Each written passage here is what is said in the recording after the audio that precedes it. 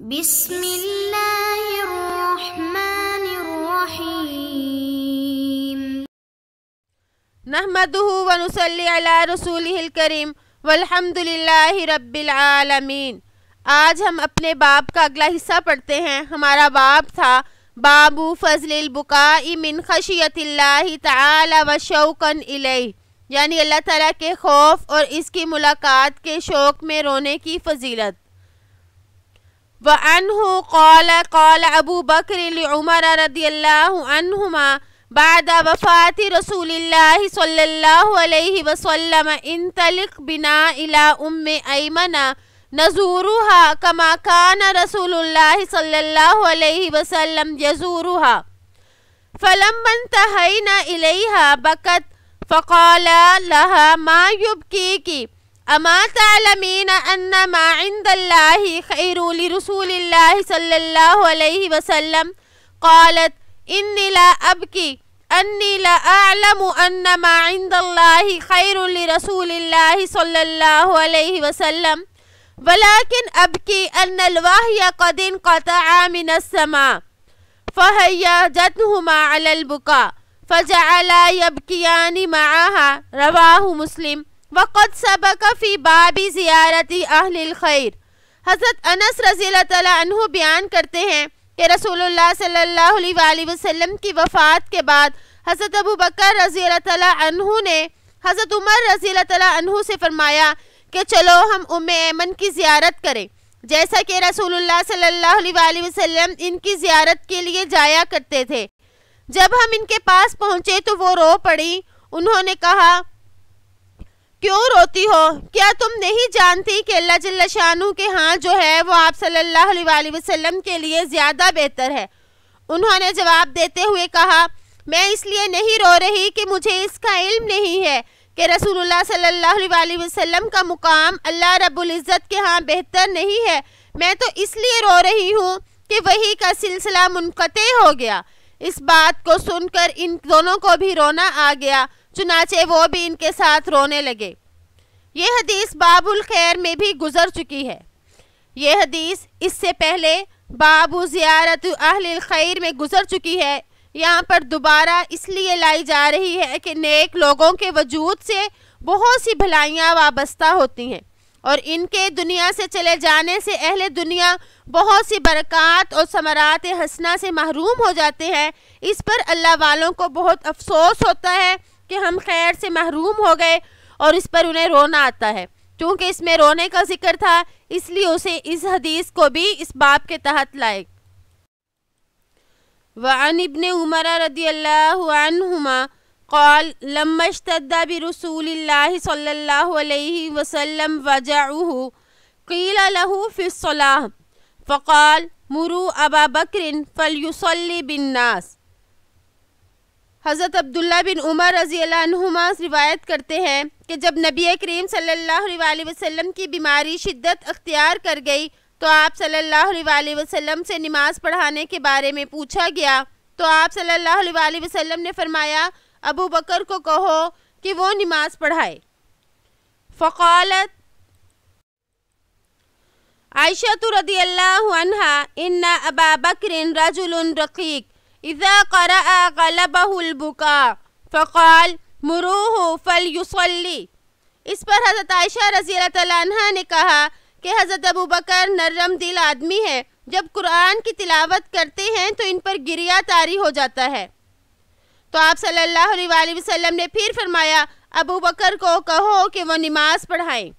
وفی روایت عن عائشہ قالت قلت ان ابا بکر اذا قام مقامک لم یسمع الناس من البکاء متفق علیہ۔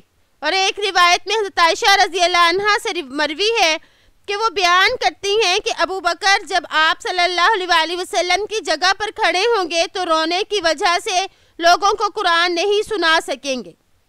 رقیق اس کا مطلب ہوتا ہے پتلا ہونا، یہ باب ضربہ یضربو سے آتا ہے اور اگر اس کے صلے میں لہو آ جائے تو کسی پر رحم کرنا یا ترس کھانا۔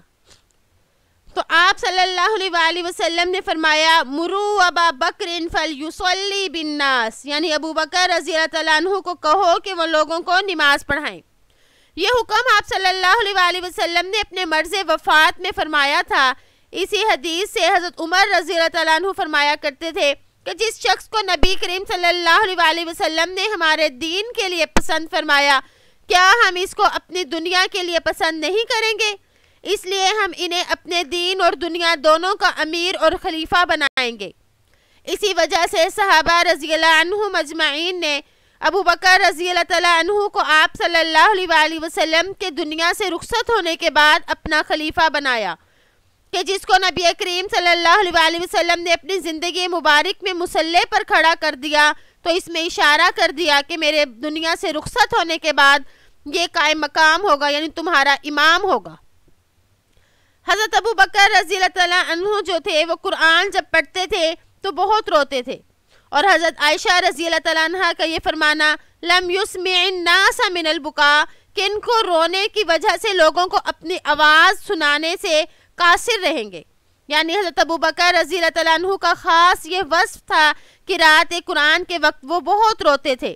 حضرت ابو بکر رضی اللہ تعالیٰ عنہ کے بارے میں علامہ نووی رحمہ اللہ فرماتے ہیں کہ تمام صحابہ کرام میں انتہائی نرم مزاج تھے، نرم دل تھے۔ جب قرآن مجید پڑھتے تو اس قدر متاثر ہوتے کہ بے اختیار رونے لگتے تھے۔ تو اس میں رونے کا بیان ہے کہ حضرت ابو بکر صدیق رضی اللہ تعالیٰ عنہ کا دل کس قدر نرم تھا، اور قرآن پڑھنے کی وجہ سے، اس کو سننے کی وجہ سے کس طرح سے وہ رویا کرتے تھے۔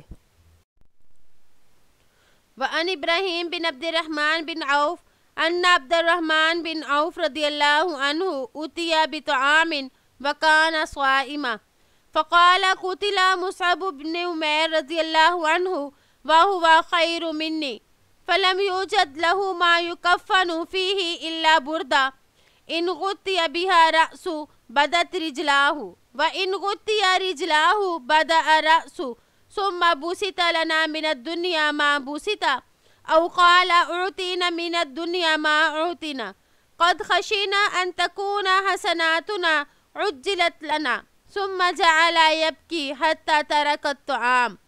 حضرت ابراہیم بن عبد الرحمن بن عوف رضی اللہ تعالیٰ عنہ روایت کرتے ہیں کہ حضرت عبد الرحمن بن عوف رضی اللہ تعالیٰ عنہ کے سامنے کھانا لایا گیا اور وہ روزے دار تھے۔ انہوں نے فرمایا کہ مصعب رضی اللہ تعالیٰ عنہ شہید کر دیے گئے، وہ مجھ سے بہتر تھے کہ ان کے کفن کے لیے صرف ایک چادر میسر آئی، اس سے ان کا سر ڈھانپا جاتا تو ان کے پاؤں کھل جاتے، جب پاؤں کو چھپایا جاتا تو ان کا سر کھل جاتا۔ اس کے بعد ہمارے لیے دنیا فراخ کر دی گئی جو تم دیکھ رہے ہو، یا یہ فرمایا کہ ہمیں دنیا اتنی عطا کر دی گئی جو ظاہر ہے۔ ہمیں تو اس بات کا ڈر ہے کہ کہیں دنیا میں ہی ہمیں ہماری نیکیوں کا بدلہ تو نہیں دے دیا گیا۔ پھر رونے لگے یہاں تک کہ کھانا بھی چھوڑ دیا۔ وَهُوَ خَيْرٌ مِّنِّي، یعنی وہ مجھ سے بہتر تھے۔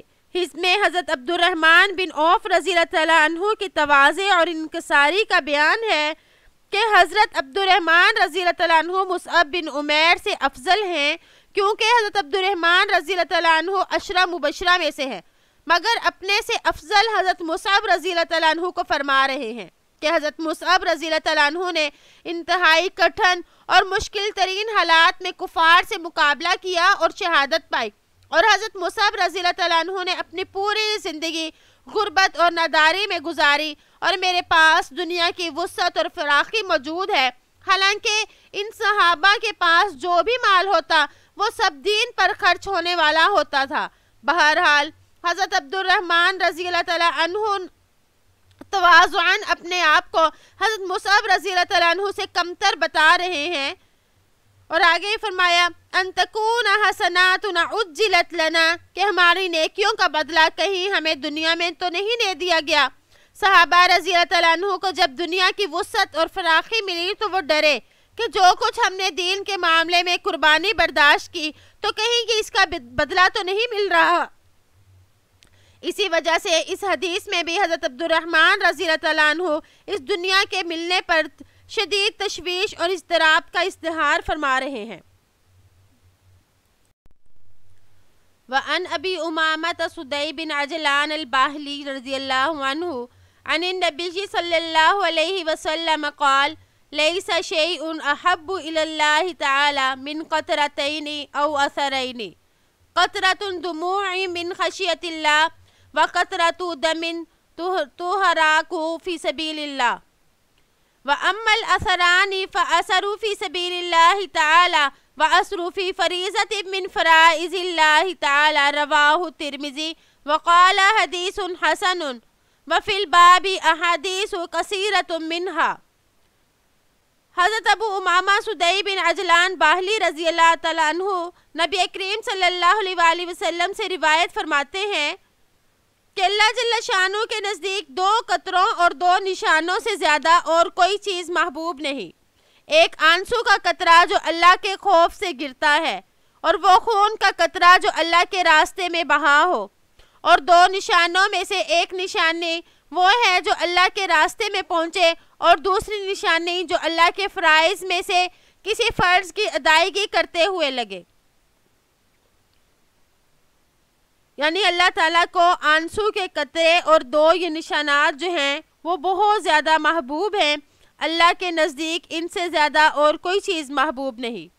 آنسو کا قطرہ جو ہے اللہ کو بہت محبوب ہے۔ اس کی وجہ مولانا قاسم نانوتوی رحمہ اللہ فرماتے ہیں کہ جس بادشاہ کے خزانے میں کوئی موتی دوسرے ملک سے منگوایا گیا ہو تو اس کی قدر و منزلت بہت ہوتی ہے۔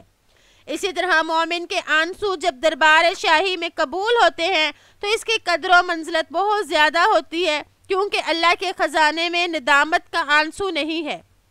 اور دوسرا قطرہ جو اللہ کو محبوب ہے وہ اللہ کے راستے میں گرا ہوا خون کا قطرہ ہے۔ آدمی کے جسم میں خون بہت قیمتی عنصر ہے۔ جب قیمتی چیز اللہ کے راستے میں بہتی ہے تو اس کو یہ بھی پسندیدہ بن جاتی ہے، اور حق تعالیٰ شانو جو ہے وہ اس کو بہت زیادہ قبول فرماتے ہیں اور پسند فرماتے ہیں۔ وَأَمَّا الْأَثَرَانِ یعنی 2 نشانیاں اللہ کو پسند ہیں۔ پہلی جو اللہ کے راستے میں پہنچی کہ اللہ کے راستے میں کوئی گیا اور کوئی زخم وغیرہ لگ گیا اور اس کا نشان اس کے باقی رہ گیا، تو یہ نشان اللہ تعالیٰ کو بہت زیادہ پسند ہے۔ اور اس کے علاوہ کوئی اور فرائض میں یعنی نماز وغیرہ ادا کرتے ہوئے جو نشان پڑ جاتے ہیں تو اللہ تعالیٰ کو وہ نشانات بھی بہت زیادہ پسند ہیں، کیونکہ وہ عبادت کی وجہ سے پڑھتے ہیں تو اللہ تعالیٰ ان کو بھی بہت زیادہ قبول فرماتا ہے۔ اگر اللہ تعالیٰ جو ہے اپنے راستے میں ہر پہنچی ہوئی تکلیف کو اللہ قبول کرتا ہے۔ اگر زخم لگ جائے یا اس کی وجہ سے کچھ اور ہو جائے تو اللہ تعالیٰ اس کی وجہ سے ہمارے گناہوں کو معاف کرتا ہے، اس کی قبولیت یہی ہے۔